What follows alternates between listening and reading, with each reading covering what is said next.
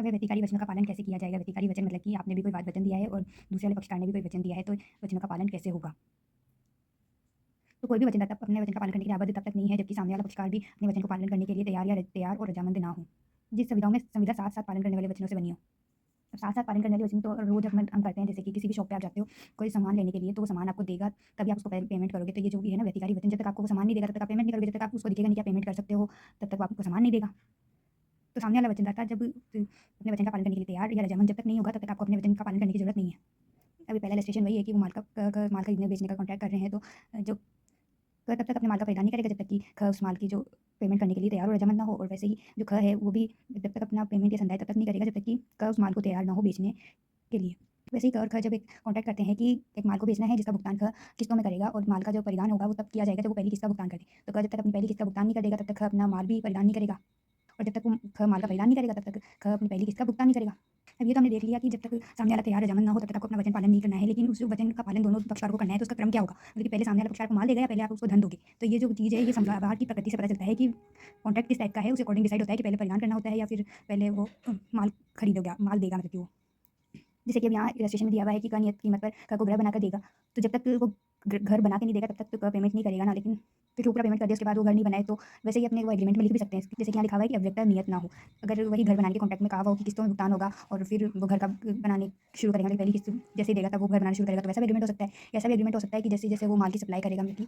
घर बनाने के लिए जो सामान चाहिए उसका खर्चा वो पहले देगा, तब जाके वो घर बनाना शुरू करेगा, तो वैसे भी हो सकता है। लेकिन नॉर्मली घर बनाने का जो कॉन्ट्रैक्ट है उसमें कुछ भी नियत नहीं किया हुआ है, तो उसमें पहले हम यही सोचेंगे ना कि पहले वो घर बना के देगा फिर उसका पेमेंट होगा। अब क और ख माल बेचने का कॉन्ट्रैक्ट कर रहे हैं, लेकिन ख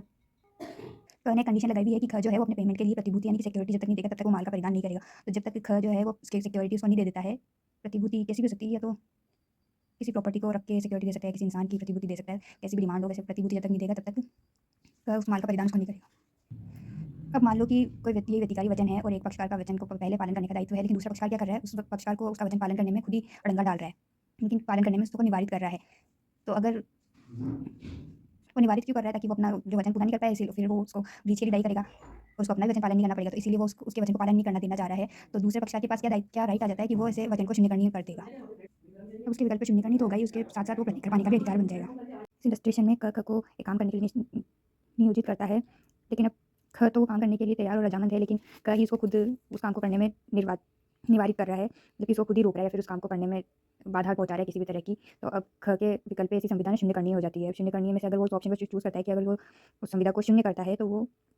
कोई भी हानि जो उसके पालन से उसको उठानी पड़ी है उसके लिए प्रतिकार पाने का हकदार होगा। मतलब मान लो कि उसे वो काम करने गया, उस टाइम अगर उसने उसके साथ संविदा नहीं की होती तो वो कहीं और जाके काम करता और उसका उस दिन की दिहाड़ी तो मिलती। तो अगर मान लो उसको उसका लॉस हुआ है, तो वो उसका भुगतान अब करने के लिए दायी होगा, क्योंकि यहाँ ख की कोई गलती नहीं है, वो तो काम करने के लिए तैयार और रजामंद था, कई उसे उसमें काम करने से रोक रहा है। अब धारा 54 में वही व्यतिकारी वचनों के संबंध में मान लो आपका व्यतिकारी वचन इस टाइप का है कि अगर एक पक्षकार का जो वचन का पालन करना है, अगर वो उसका पालन करेगा तभी दूसरा पक्षकार अपने वचन का भी पालन कर पाएगा, और ऐसी दशा में वो पहला वाला पक्षकार अपने वचन का पालन करने में असफल रहता है, तो जो पक्षकार खुद असफल रहा है ऐसे वचन का पालन करने में, वो दूसरे पक्षकार को किसी भी तरीके से दायी नहीं ठहरा सकता है, और जो दूसरा पक्षकार है उसके पास भी उस वचन के पालन से हुई जो भी हानि है उसका प्रतिकार पाने का अधिकार होगा। अब जैसे मान लो इस इलस्ट्रेशन के अनुसार क ख को मतलब किसी पोत पे कोई सामान लादने की संविदा करता है, और ख जो है वो सामान को कहीं और लेके जाएगा, तो अब उसको किराए पे लिया, मतलब किसी जहाज को, और वो क्या है खुद ही वो सामान अगर उसकी जहाज पे लाद ही नहीं रहा, तो अगर वो जब तक उसके सामान को लादेगा नहीं तब तक वो कैसे सामान को पहुँचाएगा ना, उसको ढुलाई कैसे। तो अब उसने क्या किया, वो सामान लादा ही नहीं, तो मतलब कि उसकी जो जहाज में स्पेस था वो तो खाली रह गया, मतलब कि उसकी ढुलाई जो थी उसको मिलती, उसका लॉस भी हो गया। तो अब क जो है वो ख को उसका प्रतिकार देगा। अब ऐसे ही ख को मतलब कि एक निर्माण कार्य करने के लिए नियोजित करता है, लेकिन उस निर्माण कार्य के लिए जो भी सामान चाहिए था वो क को ही ख को उपलब्ध कराना था। तो अगर वो सामग्री नहीं उपलब्ध कराएगा तो ख निर्माण करेगा कैसे? तो अब जब क ने खुद ही अपने वचन का पालन नहीं किया है, तो वो ख को जो उसके पालन से हानि हुई है उसका प्रतिकार देने के लिए दायी होगा, मतलब कि उसकी जो मजदूरी होगी वो तो उसको देनी पड़ेगी, क्योंकि वो तो काम करने के लिए आया और वो उसने खुद ने ही सामान नहीं पकड़ाया, तो उसको मजदूरी का तो जो लॉस हुआ है उसको भरना पड़ेगा। अब ऐसे इस इलस्ट्रेशन में क से एक माल को देने के लिए संविदा करता है, जो कि जहाज से आता है, वो 1 महीने बाद जहाज आने वाला था। तो क ने ख से उस माल की संविदा की है, तो उसको संविदा की तिथि से 1 हफ्ते के भीतर पहले उसका पेमेंट करना था। क अगर उसका पेमेंट ही नहीं करता है, तो अब ख उस माल को उसको देने के लिए भी दायी नहीं है, लेकिन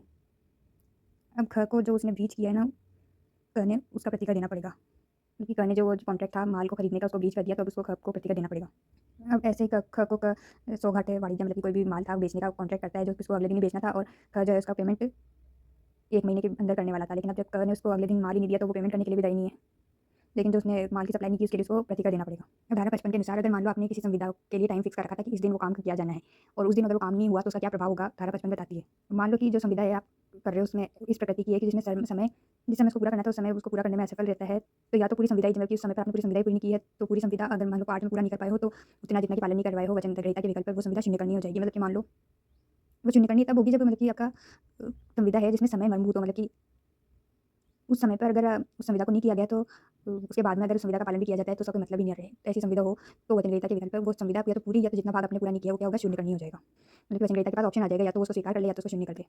इसका एक वो हेडले वर्सेस बैक्सडील का केस भी है, जिसमें एक व्यक्ति था जो चक्की का मालिक था और उसका कोई पार्ट जो था चक्की का वो ख़राब हो गया, और उसने एक गाड़ी वाले से संविदा की कि उस चक्की के पार्ट को जहाँ उसका रिपेयर होना है उसको वहाँ पे टाइम से पहुँचा दे। टाइम से पहुँचाया नहीं पहुँचाया, उसने ऐसा कुछ कहा नहीं था, लेकिन हाँ उसको पहुँचाना था। लेकिन उसने वो ड्राइवर को बताया नहीं कि जब तक वो उसको टाइम से लेके नहीं आएगा तब तक उसका काम रुका पड़ा रहेगा, मतलब कि चक्की बंदी रहेगी। उसको क्या मतलब कि ड्राइवर को ये नहीं पता था कि उसी एक ही चक्की पर उनका काम निर्भर है। लेकिन जब वो उस पार्ट को वापस लाने में लेट कर देता है जिसकी वजह से उस हेडले को बहुत ज़्यादा नुकसान हो जाता है, चक्की नहीं चलती जब तक, तो वो उस प्रतिकर लेने के लिए जाता है। लेकिन वो जो प्रतिकर का भी जो कॉन्सेप्ट है वो धारा 73-74 में बताया हुआ उस हिसाब से चलना चाहिए, तो उस हिसाब से उसको एक प्रतिकर मिला था। लेकिन जो उसको लॉस हुआ था उतना बुरा प्रतिकर नहीं दिया था, एक रीजनेबल उसको अमाउंट दिलाया गया था। यहाँ ऐसा ये कॉन्सेप्ट समझने की बात है कि उस संविधा में मतलब कि एक्सप्रेसली कुछ भी नहीं बोला गया था कि समय मर्मभूत है या नहीं है, लेकिन उस संविधा की प्रकृति से ये पता चला था कि समय वहाँ पे मर्मभूत था। अब मान लो कि कहीं उस संविधा की ऐसी प्रकृति की है जिसमें समय कोई मर्मभूत नहीं था, टाइम फिक्स तो किया हुआ है, लेकिन आपने उस दिन अगर पूरा नहीं भी किया तो भी वहाँ उस संविधा पे कोई फ़र्क नहीं पड़ता है। तो वो संविधा शून्य करनी नहीं होगी, लेकिन फिर भी वचनग्रहीता जो समय निर्धारित नहीं था उस पे पालन अगर वचनदाता नहीं करता है तो एक प्रतिकर पाने का तो हकदार होता ही है। उसको शून्य करनी नहीं कर सकता, लेकिन हाँ प्रतिकर पाने का तो हकदार होता है। जैसे कि हेडले ने उसको टाइम से सप्लाई नहीं किया और वहाँ एक्सप्रेस ही नहीं था, लेकिन उसने एक्सप्रेसली ये बताया नहीं था कि समय मर्मभूत है, तो भी उसको प्रतिकर तो दिलाया गया था। लेकिन मान लो वो एकदम एक्सप्रेसली बता ही दिया होता कि अगर आपने इससे टाइम से नहीं पहुँचाया तो मेरे को लॉस होगा और इतना प्रतिकर देना होगा, तो फिर उसको पूरी हानि जो होती है उसका प्रतिकर दिलाया जाता। लेकिन उसने बताया नहीं था, लेकिन फिर भी उसको समय पे पालन नहीं करने से उसको हानि जो हुई, तो उस हानि का एक स्पेसिफिक अमाउंट उसको दिलाया गया। तो मान लो कि समय आपने एक मर्मभूत बताया भी हो कि हानि एक स्पेसिफिक समय पर आपको पूरा करना ही है संविदा को, और आपके पास मतलब उस समय पे पूरा नहीं भी हुआ और आपके ऑप्शन पे वो संविदा शून्य करनी हो गई मान लो, तब आपके पास एक ऑप्शन ये भी है वचनग्रहीता मतलब उसको उस समय पर तो पूरा नहीं किया, अगले समय पर पूरा करने के लिए भी अगर सहमत हो जाता है, तो अब क्या है वो उसका समय पर पालन नहीं किया इसके लिए प्रतिकर का दावा नहीं कर सकता है, क्योंकि उसने खुद ने उस समय से भिन्न से किसी समय पर उसका संविदा के पालन को प्रतिग्रहित कर लिया है। लेकिन अगर मान लो जैसे ही वो इसी कंडीशन पर भिन्न समय पर संविदा को स्वीकार कर रहा है कि वो प्रतिकर भी लेगा, तब तो बात अलग है। अब इसको ऐसे समझ लो जैसे कि आपने कोई एक ड्रेस खरीदी किसी इवेंट के लिए, और जो ड्रेस देने वाला था उसने टाइम पे उसको पहुँचाया नहीं आप तक, और वो इवेंट निकल गया। तो अब आपके पास आपका ऑप्शन है कि आप उस ड्रेस को खरीदो ना, क्योंकि आपका जो इवेंट था वो तो निकल ही गया। तो अभी आपके ऑप्शन पर शून्य करनी है। लेकिन मान लो अगर आपने अगले दिन भी उस ड्रेस को स्वीकार कर लिया, तब आप उसका प्रतिकर लेने के लिए नहीं जा सकते। लेकिन अगर आपने उसको शून्य कर दिया तब आप प्रतिकर ले सकते थे। अब इसमें आप एक काम और कर सकते हो कि जब आप उस ड्रेस को एक्सेप्ट करो तो खुद ही ये कंडीशन लगा दो कि जब टाइम पे नहीं पहुँचाया तो अब मैं प्रतिकर भी लूँगा, और इसी कंडीशन पे आपने उसको एक्सेप्ट किया है, तब तो आप प्रतिकर ले भी सकते हो। मतलब उसका प्रतिग्रहण करते टाइम आप उसको बता दो कि मैं इसको स्वीकार तो कर रहा हूँ, लेकिन इसके लिए मेरे को प्रतिकर भी चाहिए। इसी कंडीशन पे आपने उसको स्वीकार किया है, तब आप प्रतिकर के हकदार होगे। अभी धारा 56, अगर आपने कोई ऐसा करार कर लिया है जो कि पहले से ही असंभव है, या फिर ऐसी संविदा है जो किसी बात की घटना के कारण पालन करना जिसका असंभव हो गया है, तो उसका क्या क्या प्रभाव होगा, ये धारा 56 बताती है। जैसे कि इसमें लिखा हुआ है पहले पॉइंट में कि वह करार, यहाँ पे करार लिखा हुआ है क्योंकि जब कोई काम पहले से ही असंभव है तो वो संविदा बन ही नहीं सकता है, इसीलिए वह करार जो ऐसा कार्य करने के लिए जो स्वतः असंभव है तो वो तो शून्य है ही। लेकिन कोई संविदा है जो तत्पश्चात असंभव हो जाती है, विधि विरुद्ध हो जाती है, तो वो संविदा भी शून्य हो जाती है। इसकी परिभाषा भी हमने 2J में पढ़ी थी। तो ये तो शून्य करार है और ये शून्य संविदा है। ऐसा कोई कार्य करने की संविदा जो संविदा करने के पश्चात असंभव हो जाए, या तो बात किसी ऐसी घटना के कारण जिसका निवारण वचनदाता नहीं कर सकता था, मतलब कि वचनदाता के कंट्रोल में नहीं होनी चाहिए वो घटना, वो एक इंडिपेंडेंट घटना हो जिसके कारण अब जो संविदा है वो विधि विरुद्ध हो गई। विधि विरुद्ध मतलब कि कोई लॉ है जो अब ऐसी संविदा को करना प्रिवेंट कर दे रहा है, या फिर ऑफेंस बना दे रहा है, ऐसा भी कुछ हो सकता है। विधि विरुद्ध मतलब कि कुछ भी हो सकता है। विधि ऐसी भी हो सकती है जो संविदा को करना निषिद्ध करे, या फिर उसको ऑफेंस बनाने वाली विधि भी हो सकती है। तो संविदा या तो असंभव हो जाए या तो विधि विरुद्ध हो जाए, तो वो शून्य हो जाती है। अब मान लो वचनदाता जो है वो कोई ऐसा कार्य करने का वचन दे देता है जिसका उसको पता है कि वो या तो पालन करना उसके लिए असंभव है या तो विधि विरुद्ध है, फिर भी जाके वो वचनग्रहीता को ऐसा कुछ करने का वचन देता है, तो वचनग्रहीता जो है उसको या तो उसके ज्ञान में हो या युक्ति तत्परता से, मतलब कि थोड़ी बहुत कोशिश करके वो खुद जान सकता है कि मैं जो वचन दे रहा हूँ उसका पालन नहीं कर पाऊंगा, तो जो वचनदाता है ना वो प्रतिकर का भी हकदार हो जाता है। अब इन दोनों सिचुएशन में तो प्रतिकर नहीं मिलेगा, लेकिन इन दोनों सिचुएशन में ही जहाँ वचनदाता का डिफॉल्ट हो जाए, मतलब कि उसको खुद को मतलब कि एक पक्षकार को तो पता ही है कि वो ऐसा कार्य करना असंभव है या तो विधि विरुद्ध है, तो उसका डिफॉल्ट है ना, तो उस डिफॉल्ट के लिए उसको प्रतिकर वचनग्रहीता को देना पड़ेगा। अब इसका ये केस क्रेल वर्सेस हेनरी का है। इसमें ऐसा हुआ था कि एक पक्षकार जो है राज्याभिषेक होने वाला था उस शहर में, तो जहाँ वो राज्याभिषेक होने वाला था वहाँ के किसी होटल का उसने बरामदा किराए पे लिया था, लेकिन बाद में पता चलता है कि जो राजा था उसकी तबीयत खराब हो गई, तो वो राज्याभिषेक जो है वो कैंसिल हो गया। तो बात की किसी घटना के कारण यहाँ संविदा असंभव हो गई, क्योंकि संविदा असंभव नहीं हुई, वो जिस काम पे वो संविदा डिपेंड थी वो काम होना ही कैंसिल हो गया। तो जब वो पक्षकार ने उस किराए की संविदा को कैंसिल किया, तो जो किराए मालिक था उसने केस किया कि यहाँ पे संविदा का भंग हो रहा है, लेकिन कोर्ट ने हेल्ड किया कि जहाँ उसका मर्मभूत जो था इवेंट वही नहीं हुआ तो कि विषय वस्तु ही जहाँ संविदा की थी वो नष्ट हो गई है, लेकिन नष्ट हो गई विषय वस्तु, या विषय वस्तु नहीं है, लेकिन जो इवेंट होने वाला था जब वही कैंसिल हो गया तो अब वो किराए पे लेके भी क्या ही करेगा। तो यहाँ किसी घटना के कारण संविदा असंभव हो गई है। यहाँ वचनदाता की कोई डिफ़ॉल्ट भी नहीं है उसका, तो फिर उसको प्रतिकर नहीं दिया गया। अब यही मान लो वो जान सकता था समय पर कि राज्याभिषेक होगा या नहीं होगा, उसके पास कोई सोर्स था जानने का, तो भी अगर वो नहीं जानता है और ऐसी संविदा कर लेता है फिर ब्रीच करता है, तब तो उसको प्रतिकर देना पड़ेगा। लेकिन अब वो बीमारी तो अपने आप हुई, उसको कैसे पता चल सकता था कि राज्याभिषेक नहीं होगा? अगर नहीं होता तो वो कॉन्ट्रैक्ट नहीं करता। तो अब यहाँ वचनदाता को कोई डिफ़ॉल्ट नहीं था, इसीलिए प्रतिकर नहीं दिया गया। जो भारतीय घटना के कारण असंभव होती है इसको डॉक्ट्रिन ऑफ फ्रस्ट्रेशन कहा जाता है, निराश्यता का सिद्धांत। मतलब कि जिस चीज़ पे आपकी संविदा आश्रित है वही चीज़ खत्म हो जाए या कुछ ऐसा हो जाए जिससे आपकी संविदा असंभव हो जाए, तो इसको निराश्यता का सिद्धांत कहते हैं। अब इलस्ट्रेशन में देखो कि जो है जादू से गुप्त निधि निकालने का कॉन्ट्रैक्ट कर रहे हैं, दोनों को पता है कि ये काम असंभव है, तो यहाँ करार जो है ना वो शून्य है, क्योंकि संविदा बन ही नहीं सकता ऐसा कोई काम। यहाँ करार शून्य है। अब यहाँ विवाह का कॉन्ट्रैक्ट कर रहे हैं, तो ये तो कॉन्ट्रैक्ट बन गया, विवाह का संविदा तो सही है, लेकिन बाद में जब नियत समय था उसके पहले ही पागल हो जाता है, तो यहाँ संविदा शून्य हुई है। अब यहाँ ग पहले से विवाहित है फिर भी, और उसको पता है कि वो जिस विधि से गवर्न होता है उसमें बहुपत्नी रखना विधि विरुद्ध है, तो भी वो ग से मतलब ख से विवाह करने की संविदा करता है। तो यहाँ जो है ये संविदा, तो यहाँ संविदा तो सही थी, क ख मेजर ग ख की जो भी पक्षकार है वो मेजर थे और संविदा के सारे एलिमेंट तो थे, लेकिन उसकी पहले से पत्नी भी थी, तो इस वजह से वो विधि विरुद्ध था। लेकिन इसकी जानकारी जो है ग को भी थी पहले से ही, इसीलिए जो ख को ग प्रतिका देगा, अरे ग से विवाहित था लेकिन ग प्रतिका देगा। क ग से पहले से विवाहित था तो क ने ख से जो संविदा की है उसको, उसके लिए उसको प्रतिका देना होगा, क्योंकि ख को इस बात की जानकारी नहीं थी। अब क ख से संविदा करता है, जो कि ख एक विदेशी है, उसको एक माल पहुँचाने की संविदा करता है। अब जब संविदा कर लेते हैं उसके बाद जो है उस विदेश की सरकार से जो है युद्ध की घोषणा हो जाती है। अब संविदा की जब तक तो सही थी, वो युद्ध के बाद अब वो शून्य हो गई है। अब ये युद्ध की घटना में दोनों पक्षकारों को जानकारी नहीं थी, तो किसी का भी डिफ़ॉल्ट नहीं था, इसलिए कोई प्रतिकार नहीं देगा। अब ख जो है 6 महीने तक इसके नाट्यगृह में अभिनय करने की संविदा कर रही है, और बहुत से कि जिन 6 महीनों में बहुत दिन ऐसे आए जब वो बीमार हो गए और नाटक नहीं कर पाई। तो अब एक ऐसी घटना है जिसके कारण उसका संविदा को पूरा करना, क्योंकि बीच-बीच में जो छुट्टियाँ ली उसने वो उसकी बीमारी के कारण वो असफल रही, जानबूझकर नहीं रही। इसीलिए जिस दिन वो नाटक करने में असफल रह रही थी तब तक उसकी जो संविदा थी वो शून्य थी। जब जब उसने काम किया तब तक वो संविदा है, और संविदा को जब जब उसने पालन किया तब तक का तो उसको अग्रिम प्रतिफल दिया हुआ ही है। तभी प्रतिफल जो एडवांस में दिया हुआ है, जब जब वो एब्सेंट रही बीमारी के कारण ही सही, उसका जो उसका प्रतिफल जो है उसको ख को लौटाना पड़ेगा। ये सेक्शन 65 में लिखा हुआ है, क्योंकि इक्विटी पे बेस्ड सेक्शन 65। अब जैसे हमने धारा 24 में पढ़ा था कि वो कार्य जिसका उद्देश्य या प्रतिफल का कोई भाग जो है वो विधि विरुद्ध है तो वो संविदा शून्य हो जाती है। लेकिन मान लो संविदा ऐसी है जिसमें ऐसा हो कि प्रथमतः कुछ ऐसी बातें जो वैध है और द्वितीयतः कोई ऐसी मतलब कि स्पेसिफिक परिस्थितियाँ हो जाए, तो उस मतलब कि जो प्राइमरी आपका कॉन्ट्रैक्ट है ना वो तो वैध है, लेकिन उसके बाद अगर कोई ऐसी सिचुएशन आ जाए जिसमें आप या दूसरी आप कोई ऑप्शन भी दो उसके साथ ही कि, और वो जो ऑप्शन है वो अवैध है। लेकिन जो प्राइमरी कॉन्ट्रैक्ट है वो तो वैध ही है, लेकिन उसमें आपने और भी कोई कंडीशन बाद की जोड़ रखी है जो उस संविदा को अवैध की ओर ले जाता है। तो जो प्राथमिक जो संविदा है ना, अगर आप उसका पालन करते हो ना तो वो तो संविदा है,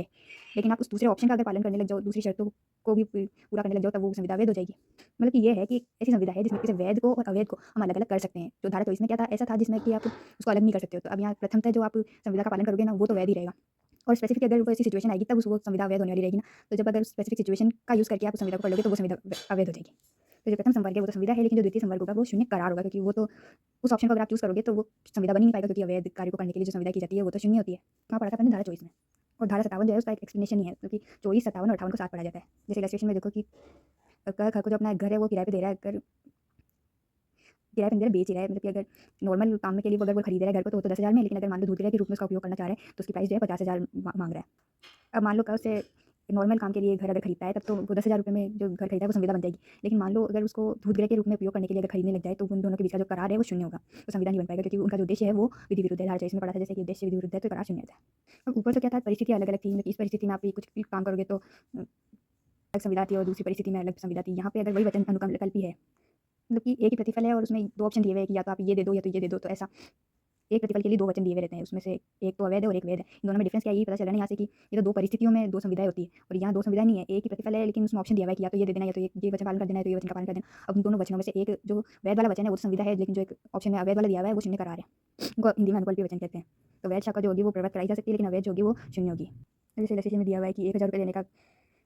पैसे करार करता है, अब उसके बदले में या तो चावल दे दे या तो तस्करी की अफीम देगा। तो अभी जो चावल की संविधा है उसका तो प्रवर्तन करवा सकते हैं दोनों जाके, लेकिन अब जो अफीम है उसके लिए उसने जो 1,000 रुपये मान लो 1,000 रुपये करने दिया, घर ने उसको चावल नहीं देने से मना कर दिया, तो इसको लेके तो वो कोर्ट में जा सकता है। लेकिन मान लो 1,000 रुपये उसने दिए थे लेकिन वो उसको अफीम देने से मना कर रहा है, तो उसको लेके वाद नहीं ला सकता है। क्योंकि चावल की जो संविधा है वो तो कानून की नज़रों में वैध है, तो उसको प्रवर्तित करवाएगी कानून से क्योंकि कोर्ट, लेकिन अफीम की संविधा जो करेंगे ना अगर ये दोनों, तो उसको प्रवर्तित नहीं करवाएंगे। अब धारा 59 से 61 जो है तीनों धाराएँ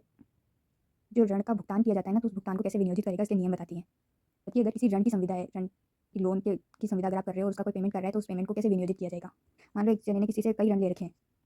तो वो उन सुभिन्न ऋणों में से जिस ऋण का वो भुगतान करना चाह रहा है उसको या तो अव्यक्त रूप से बता दे, या फिर ऐसी परिस्थितियाँ हो जिसमें से विवक्षित हो जाता है कि किस कौन से ऋण का वो विशिष्टतया भुगतान करना चाह रहा है। तो वो जो भुगतान है उसका उन्मोचन जो है उसी विशिष्ट ऋण के भुगतान में किया जाएगा। अब इलस्ट्रेशन से समझते हैं, जैसे कि इसमें क्या है, क जो है ख को जो एक वचन पत्र के साथ-साथ और भी बहुत सारे ऋण थे जिनका टोटल मिला के अमाउंट जो है वो ₹1000 है। अब वो ख को एक दिन ₹1000 का ही भुगतान करता है। तो अब उसके ₹1000 का भुगतान करते ही वो जो ऋण थे वो तो चूक ही गए, जिसके साथ-साथ ही वचन पत्र को मिला के बाकी ऋणों का जो टोटल था वो ₹1000 था। तो अब उस वचन पत्र का भी तो उन्मोचन हो गया साथ में ही। ये ₹1000 की देनदारी थी जिसमें से एक वचन पत्र भी था और बहुत सारे ऋण भी थे, तो उसने पूरा टोटल अमाउंट ही ₹1000 दे दिया, तो वो वचन पत्र भी तो उन्मोचित हो गया साथ में। और कोई उसका कारण भी नहीं था जिसमें यहाँ पे कन्फ्यूजन हो कि कौन से ऋण के भुगतान के लिए इसने ₹1000 दिए, इसने तो ₹1000 का टोटल ही भुगतान कर दिया। अब यही मान लो कि और भी बहुत सारे ऋण है, लेकिन ₹567 की जो देनदारी थी उसके भुगतान के लिए ही क उससे माँग करता है। और भी ऋण है, लेकिन जो ये एक स्पेसिफिक ऋण था उसके भुगतान के लिए क डिमांड कर रहा है, और क जो है उसी अमाउंट को ख को अगर दे रहा है तो जिस ऋण के भुगतान के लिए उसने माँग की उसी का उसको उसने चुकाया, यहाँ पे अव्यक्त रूप से बता के चुका दिया ना, तो मतलब उसी का भुगतान किया है, बाकी के ऋणों का भुगतान उसने नहीं किया, ये मानेंगे। अब इसको टोटल इस तरीके से समझ लो कि मान लो आपने किसी से लोन ले रखा है ₹1000 का, ₹3000 का और ₹5000 का, और अब आप जाके उसको कोई पेमेंट कर रहे हो, या तो उसने खुद ने ही किसी एक लोन का पेमेंट आपसे माँग लिया ₹1000 मेरे को दे दे, तो आपका जो ₹1000 का लोन था वो चूक जाएगा, या तो आप खुद स्पेसिफिक रूप से बता रहे हो कि ये मैं ₹2000 जो मैंने लिए थे उसका भुगतान कर रहा हूँ।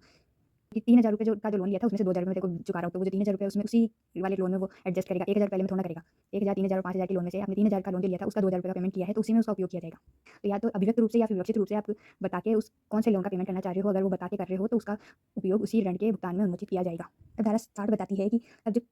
ऋणी है या तो वो खुद प्रज्ञापित ना करे और ना ही ऐसी परिस्थिति है जिससे पता लगाया जा सके कि वो किस ऋण का भुगतान करने के लिए संदाय कर रहा है, तो अब उसको किस ऋण के लिए उपयोजित किया जाए। तो वहाँ लेनदार के स्वविवेक पे बात आ जाती है कि वो जो उसका जो भी विधिपूर्ण ऋण था उसके मध्य उसको उपयोजित कर सकता है। अब यहाँ पे चाहे उसकी वसूली वादों मतलब कि मान लो अगर वो ना अगर उसके ऑप्शन पे छोड़ देगा, तो वो जो लेनदार जो है ना वो उसको